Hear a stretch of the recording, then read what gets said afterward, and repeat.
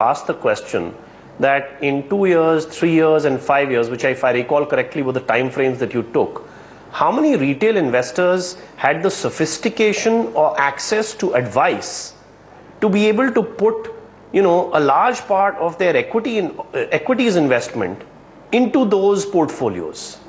That's the point that some of the analysts are making, that at the end of the day, the retail investor, even if he's looking at an under construction property, how much he's, with the leverage that he's getting, is getting a pretty good return on real estate, because he's just doing, residential real estate. His goal might be to buy his primary home, or in some cases it might be to buy a secondary home, but in both cases he's looking at residential real estate, and he's doing leverage because he can get up to 3-4 loans easily. So the short point being that, to repeat myself, the sophistication of retail investors, is it there to pick those large cap, multi-cap funds?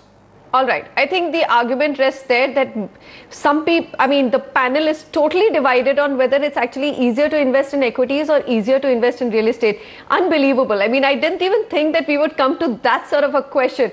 Okay, gentlemen, very quickly, we're going to take a very short break and come back to just answer this larger question on where are these two markets headed. I think Amrish did refer to some, but our panelists themselves, equities and real estate, we've agreed and accepted both are needed, but linked to the economic growth that we can foresee, where are these two headed? Stay back for just that.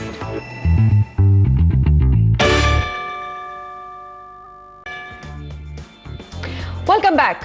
We're talking about equities and real estate and saying what is a good time, or is now a good time to realign some of your monies from the stock markets into real estate, which of course had become the stepchild of investments in the last 3 years when you saw a bull run.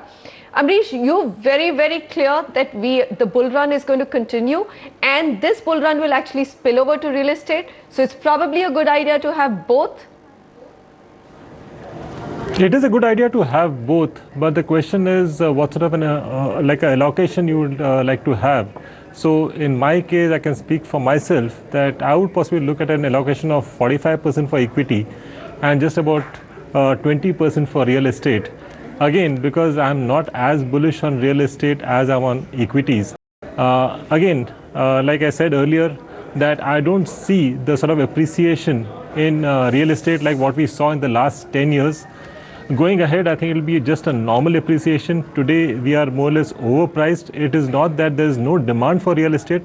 There is a decent amount of demand, but I think it's the price point which is creating a problem as of now. So that has to correct initially, and then possibly over a period of time, you'll see some appreciation. So if you're talking of the next 5-6 years, unless the purchasing power really grows multifold, which really may not happen.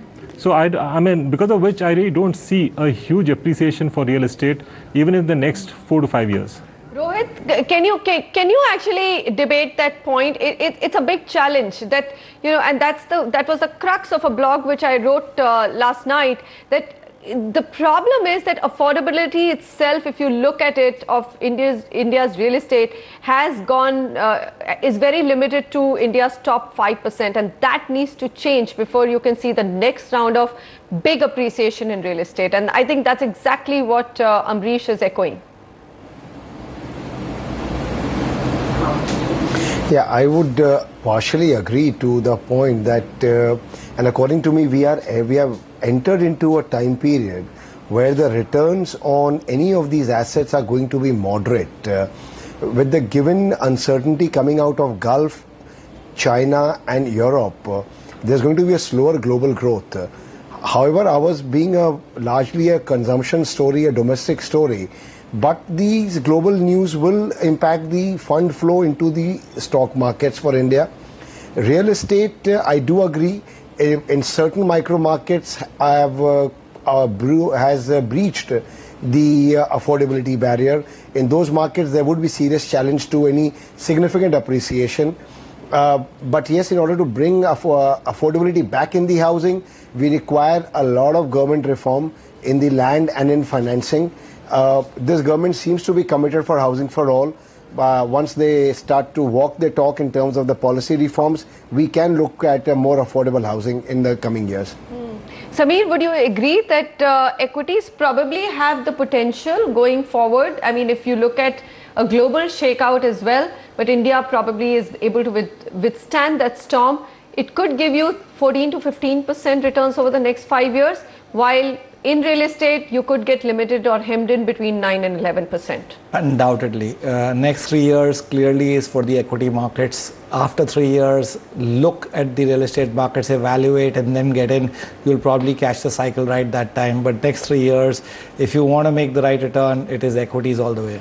All right. Okay. Kuldeep, next 3 years.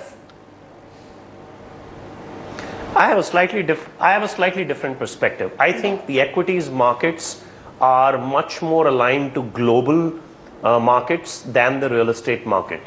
And I think to that extent, over the course of the next year and a half, with the right kind of platform, you could be looking at some interesting plays in real estate, particularly if investors have the option, and this is at the upper end of the retail investor segment.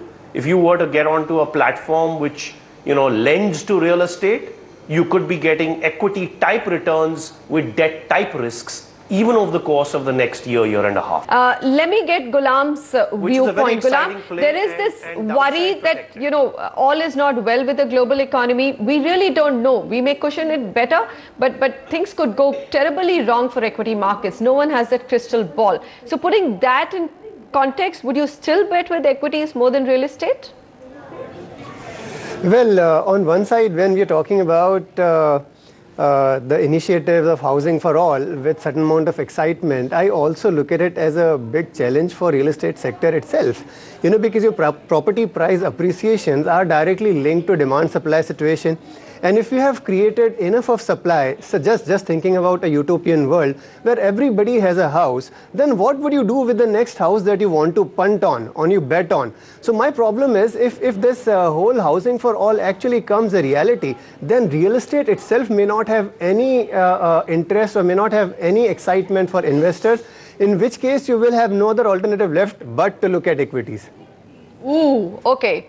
All right. So then I think the larger question is also, what are you going to bet on? Housing for all is fine, but I'm going to bring back, because both these markets are very, very linked with the GDP growth. Last time we had this discussion 3 months ago, I think most of the analysts were veering on the side of 8% for India. Ambrish, what's the number you would give, or is it already moderated? In public knowledge, it's already been moderated to 7%. Already moderated to about 7.25, and in case we really don't see action from the government in the next 3 to 4 months, I think that's the window which we have to act. And I think currently, we are in a sweet spot, clearly looking at whatever is happening globally, and because of which the way the commodity prices have come down, I think this is the time for the government to act and kickstart our economy, go on to asset building, infrastructure. So if that happens over the next 3 or 4 months, at least the kickstarting happens in the next 3 or 4 months, yes, I think we can grow at 8% plus if you're talking of 2017 onwards. But if that doesn't happen, then I think we could be, in this range of 6.5, 7 over the next 1.5, 2 years. In that case, even the equity markets may not really perform the way we are talking of. But again, hoping against hope that things will work out. Okay. Sameer, you'd already, when everyone was saying 8% and being very optimistic, you had said 7%. Are you going to hold on to that 7%, or are you saying that we're going to slip further, looking at the government's, report card so far and what's been happening in our parliament, which of course isn't allowing anything to happen? Well, I just revised my number by 0.5%. So 6.5 to 7 max and 6.5. Okay. Okay, and Kuldeep, you also believe that we're going to be in 6.5, 7%, plus India is well poised to take on the onslaught of probably a big global downturn? I think 7% with, taking Ambrish's point, potential for outperformance in 2017 linked to government initiatives. Okay, Rohit, What are you hoping for? What are developers hoping for? I mean, you were absolutely upfront in saying that, look, going forward from here, you are going to see far more modest returns in real estate. But what are you hoping for in terms of an economic revival and a realistic GDP number to get real estate moving again? Sure. See, I see a moderate return across asset classes, not only real estate, number one, because the equities market is far more aligned, to reiterate Kuldeep's point, with the global scenario. And our domestic buying is not linked to the global investors coming in, so to say. A hope could be something else, but what my understanding is that we would be in the 6.5 to 7 kind of a range bound GDP. Hopes are obviously for a 9%, but then, we all live for a better day. All right, 6.5 to 7% if all goes well. I'm sure we talk about being sheltered, gentlemen, but a big shock, global shock, even we will not be able to withstand. Thank you very much for joining me. I'm only going to conclude on this note. A Roman comic playwright once said, in everything the middle course is best, all things in excess bring trouble to men. So balance will serve as the ideal recipe for long-term investing, and we can keep our fingers crossed that the government moves, implements, and of course our GDP growth does stay above 7%. Thanks very much for joining me. Goodbye.